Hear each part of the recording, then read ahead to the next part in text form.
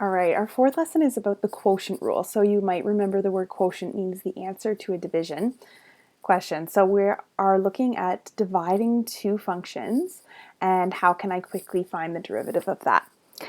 So we're going to actually use the product rule to help us figure out the quotient rule. On the test, though, I'll want you to use the quotient rule.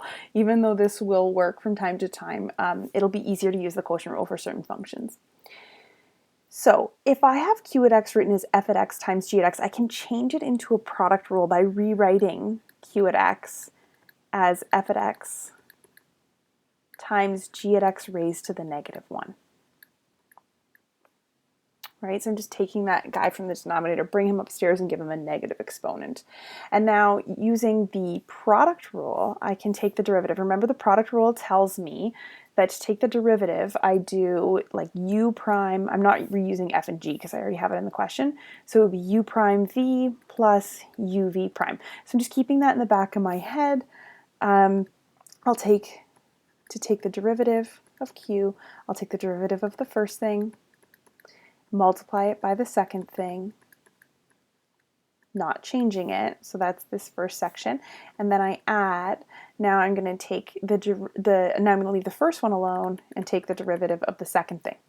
Now the second thing has a power of a function rule, so I need to take that negative 1 down and then multiply by the original, but subtracting 1 from the original exponent. So now it's negative 2, and then I take the derivative of the inside. So this looks a little gross right now. We're going to clean it up by taking all of those negative exponents back down to the denominator, and then we can have a clearer look of what this is actually looking like. So I've got f prime of x over g at x. And then here, this g at x squared is going to head down to the denominator. Everything else is still upstairs. So this is actually negative f at x times g prime at x all over g at x squared. And then I can clean this up a bit more by using a common denominator. So I've got g at x squared over here. I've only got g at x once over here. So I'm going to square it by multiplying by g at x on the top and the bottom. And then that'll give me that common denominator of g at x squared. Over here, instead of adding, I see that I'm adding a negative thing, so that's the same as subtracting. And this is the quotient rule.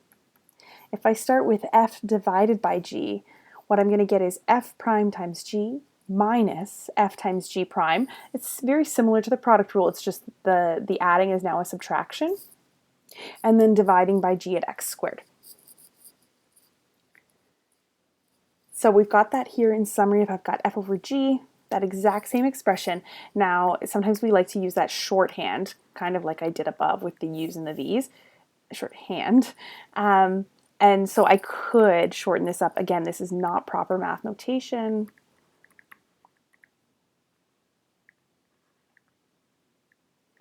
But it'll be f prime g minus f g prime all over g squared. In the second box here, I've got the Leibniz notation. So u and v are both functions of x. Then the derivative of u divided by v in terms of x will be the derivative of u in terms of x times v minus u times the derivative of v in terms of x all over v squared. And again, if you wanted to clean that up with some shorthand, we're really just changing the letters here.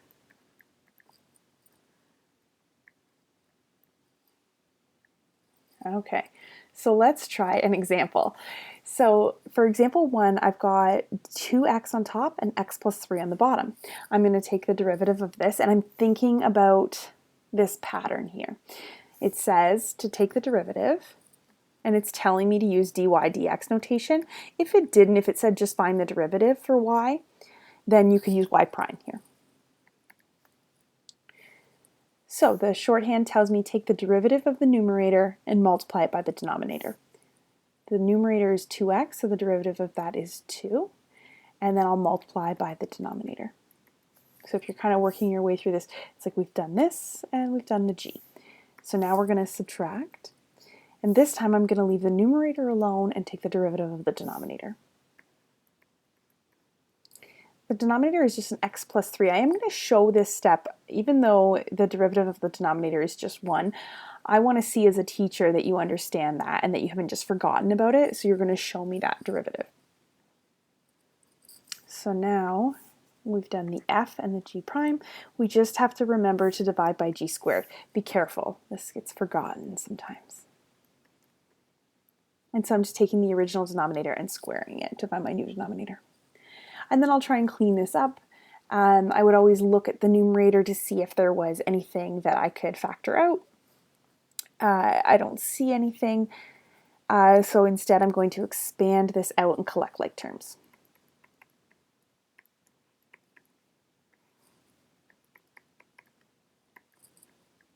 And I actually get 2x minus 2x, so that simplifies nicely. I'm just left with 6 over. And I'm done.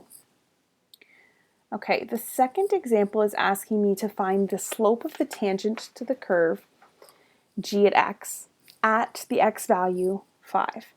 So when I see this, I've got a sum, I've got the addition of two different functions. They both at quick glance look like quotient rules, but this guy here is not a quotient rule. A quotient rule is when I have something with x's divided with by something with x's. So this second piece is a quotient rule. The first one here, the numerator has no x's, so I'm just going to rewrite g at x and bring that x up to the numerator. You're not going to bring the second denominator up, although that's a nice way to check your work if you have time.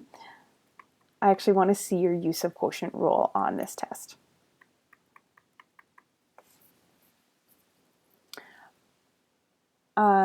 The other thing that we want to think about is, what are they asking me to find? They're asking me for the slope of the tangent, so that's g prime, but they're asking for the slope of the tangent at a specific number, so at 5. So that's what my answer is going to be, whatever the answer is for that.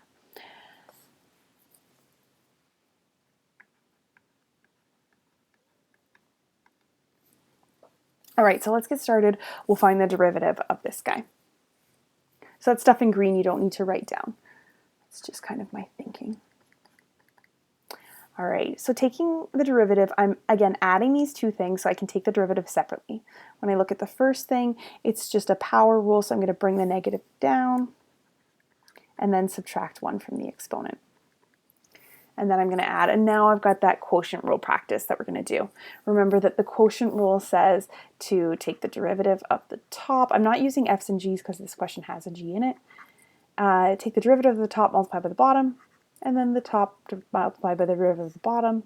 We're subtracting those two things. So the order matters, right? It does make a difference if you switch these two things. I have to be subtracting the one with the derivative of the bottom. So I'm going to go through these different pieces. The derivative of the top is a power of a function rule. So I have to bring that 2 out front and then subtract 1 from that outer exponent. And then I take the derivative of the inside function. Don't forget about him. That is just u prime. It's big. Now we're going to multiply that by the old denominator. So now we've got the v. And then we'll subtract. This time we're going to leave the numerator alone. And then multiply by the derivative of the denominator. So the denominator was 4x plus 1, the derivative is 4. So now we've done these two pieces. Don't forget about the denominator. It's just the old denominator squared. Okay, so a lot of marks for this question are right here in this line, right? There's a lot of work that you just did, even though it's wrapped up in one line. But I'm going to go back and ask myself, like, what do I even want here? I want g prime at 5. If this question just asked me for the slope of the tangent in general, I would have to try to simplify all the algebra over here and combine these two fractions with a common denominator and simplify all that. But because they actually gave me an x number, I can pull the plug as soon as I take the derivative and actually just plug in all those 5s. But it's up to you. If you want to do a little bit of simplifying, you can do that before you before you sub in the 5. So here, I am going to move the x squared down to the denominator because that makes more sense to me. It's 5 squared down here, and then I'm just going to plug in all these 5s. While I do that, I'm doing a little bit of math. So I am squaring the 5 here, and I am multiplying it by -5 here.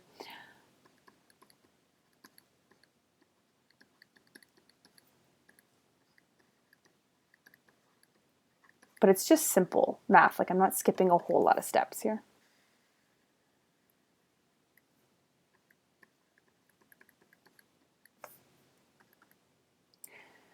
All right, so now we're going to try and figure out what this is. So here I've got -50 divided by 25. So that's nice. And over here, what I have, when I look at this, that's just 0. And that's just 0. So that simplifies nicely. I'm going to get 0 minus 0. And I don't care what I'm dividing by, it's just 0.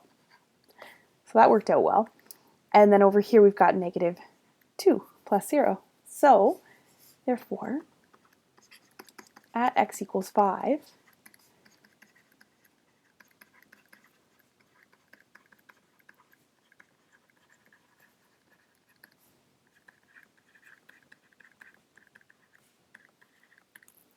so if I actually were to like draw this curve on Desmos and go to the point where x is equal to 5 and draw a tangent line, the slope of that tangent line would be -2, so it would be heading down at that point. All right, we're going to try example 3. Example 3, we're going to determine the equation of the tangent to the curve, and we've got a quotient here. We've got something with x's divided by something with x's. This time we're finding the equation. So remember that when you're finding the equation, you do need to find the slope and a point, and then find the equation. So I'm thinking about that. When I look at this equation, this is a quotient rule, but within the numerator there's also a product rule, and within the denominator there's also a product rule.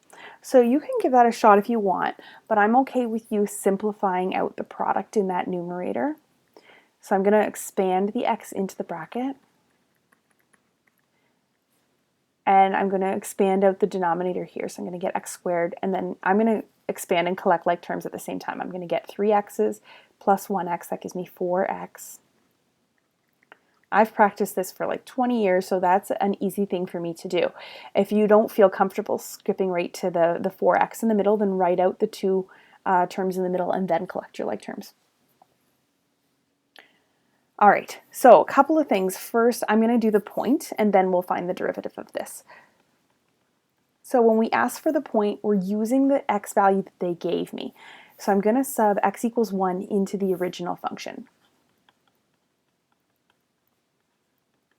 And you can use either version, it doesn't matter. I'm more confident that the first one is right. Maybe I've made a mistake, so I'm going to sub it into the first one.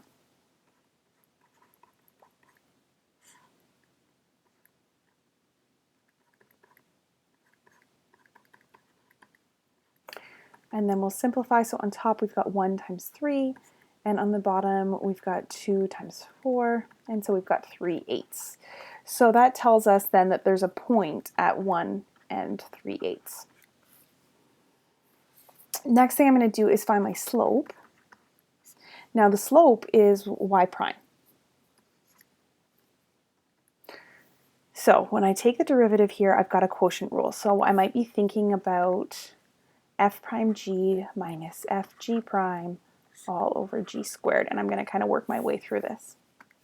So taking the derivative of the numerator, I'm going to bring the 2 down and multiply it. So I get 4x to the power of 1, plus when I take the derivative of x, I get 1.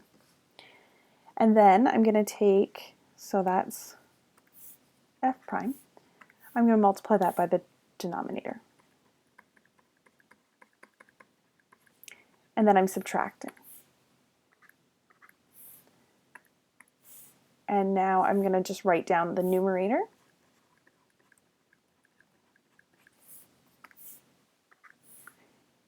And then I'm going to take the derivative of the denominator. Again, it's expanded out, so I don't have to, like if you had left it originally, you would have to do a product rule here. So you would have a big mess in that bracket.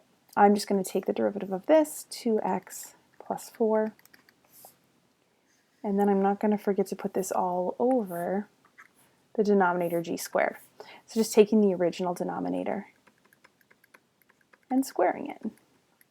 Now, if this question just asked me for the derivative or just asked me for the slope of the tangent in general, I would have to simplify this guy. So I'd have to try and like find out if there's a common factor, or I'd have to expand and refactor this. But I want to know the slope at a specific x value, so I'm just going to sub it in. I don't have function notation here, so I actually have to write it down so that at x equals 1, y prime equals. So it's saying I'm going to sub in x equals 1.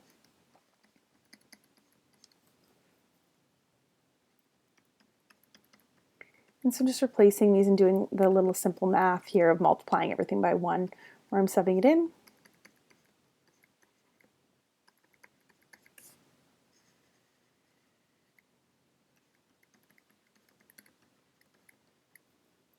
And we're going to figure out the slope at x equals 1.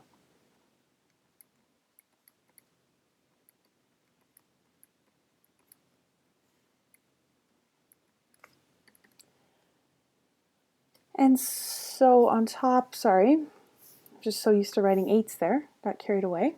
That's a 6. 2 plus 4. So I've got 40 minus 18, and that gives me 22. And on the bottom, 64. And I can reduce that to lowest terms. Oops, I ran out of room a little bit. That is 11 over 32.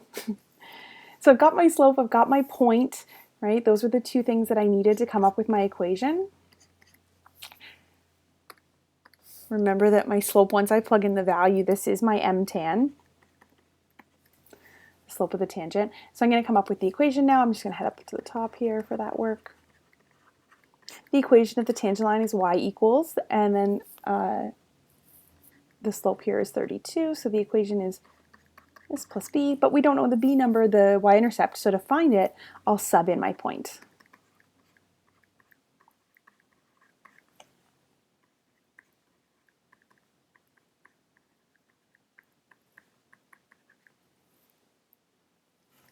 And then we're just going to solve for b, so I've got 3/8 minus 11/32 is equal to b. You'll find a common denominator here of 32, so you're going to have 12 over 32 minus 11 over 32, and so the b value is 1 over 32.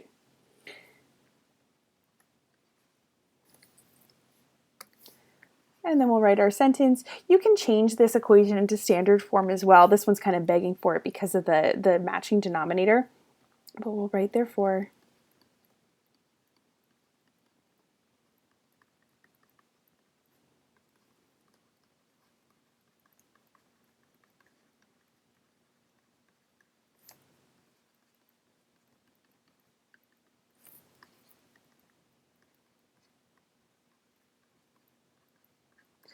So again, this question doesn't demand standard form, but you could change it into standard form if you want. I would multiply all three terms by 32, and so I get 32y. And then I would just rearrange to solve for 0.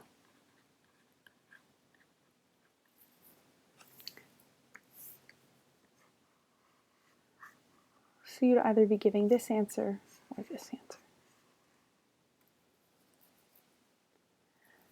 All right, our last example, we're going to find the points at which the tangent to the curve is horizontal.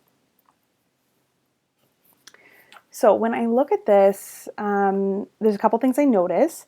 I'm finding a point, so my answer is going to look like x comma y. And then I want to find where the tangent is horizontal. Well, if the tangent is horizontal, the tangent slope, remember, is found by f prime at x. But if the tangent is horizontal, then the slope must be 0. So I'm interpreting that I'm going to use this. Oh, sorry, it's not f, it's h in this question. H at x. The derivative of h at x will be equal to 0. So that's what I want to know, is what value of x will make this true. So we're going to start by finding the derivative of h at x. It is a quotient rule. you might want to rewrite the root in the denominator as an exponent before you get started.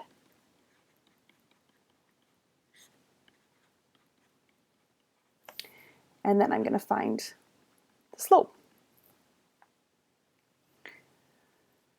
So remember that for the quotient rule, you might be thinking kind of off in your rough work off to the side.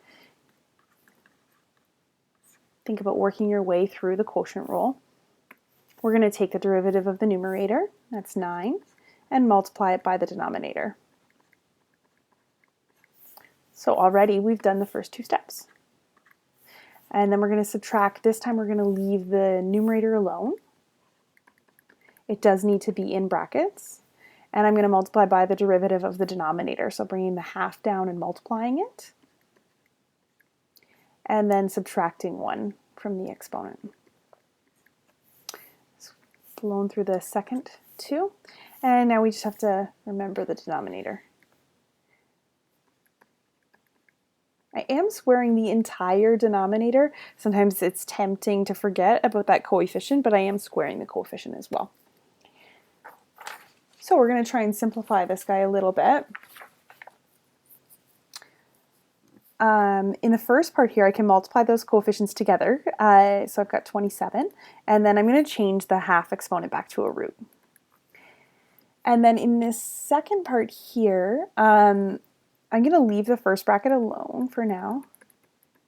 And then this guy here, I've got that negative exponent. I'm going to bring it down to the bottom to join the 2 that's already there. And instead of writing x to the half, I'll write that as a root. So we've cleaned up the numerator a little bit, and then in the denominator again, I'm squaring the coefficient and squaring the x term. So squaring that, I get 9, and then if I have 1/2 raised to the 2, then I just have x. Okay. So remember that if I want a horizontal tangent, what I want is h prime to be equal to 0. So now I'm going to sub this fact in. This is what they told me. So they said that h prime is equal to 0. I'm going to plug that in. And I know that because I have a horizontal tangent. And now I can start to simplify this. Now, when I have a fraction equal to 0, the only way for a fraction to equal 0 is if the numerator equals 0. Right? I can't divide by any quantity to make it equal to 0. I had to start with 0 on the top. Another way to think about this is you could think about taking that denominator and multiplying it up to the other side. So some of you will think about taking the 9x and multiplying it on both sides. But if I do 9x times by 0, I just get 0. So this actually goes away, and that kind of proves my point that in order to get a fraction equal 0, I'm just left with the numerator.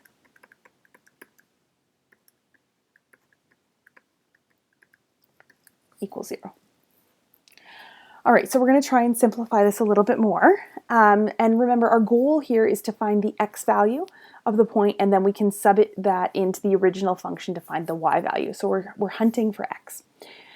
So there's a couple of ways that we can solve this. I am going to continue on with this idea that if I have a fraction equals 0, I can easily get rid of the denominator. And so I'm going to rearrange this so it looks like one big fraction.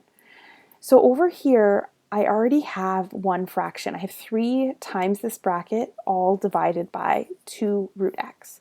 So I'm going to change this first fraction. So the second one, again, I can just rearrange what I already have written there and rewrite it like this.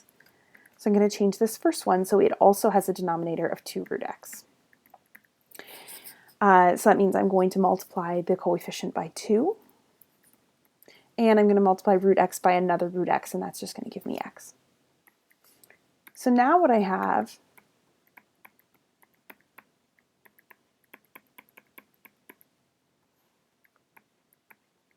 is a fraction equals 0, and I can play that same trick where I'm going to take the denominator and multiply both sides.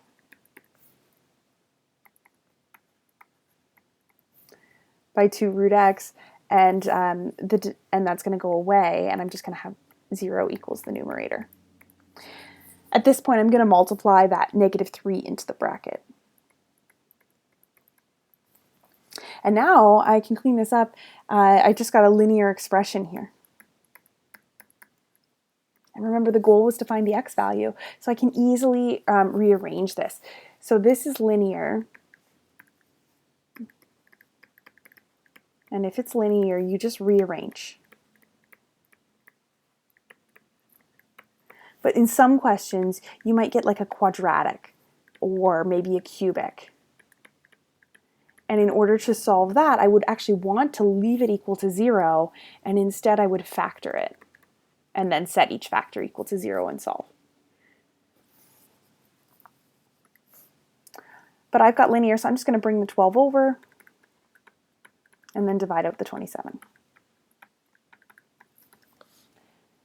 This reduces, I can divide both by 3, and so I've got 4/9. All right, so we've got our x value, but remembering the question asked me for the points where it's horizontal, and there's only one x value, so only 1 point. So we'll find the y value that goes with that by subbing 4/9 into the original equation. So the original equation was 9x plus 4 over 3 root x. I'm just writing that down here because I've forgotten it. You can go right to subbing in.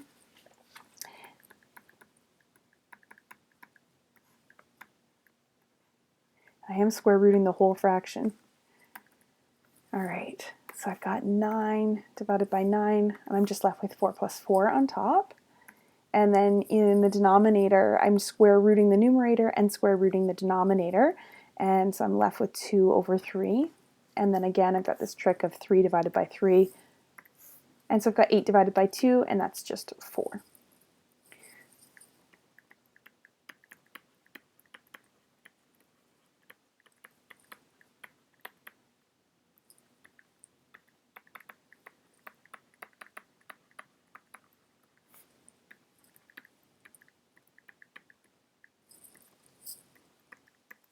Awesome. Don't forget up here, if it was a quadratic, you might come up with 2 different x values, and then you would have to sub both of them into the original equation to find the 2 different y values. They're not necessarily at the same height. And then you would have 2 points here in your answer. All right, that's the end of lesson 2.4. Enjoy your homework.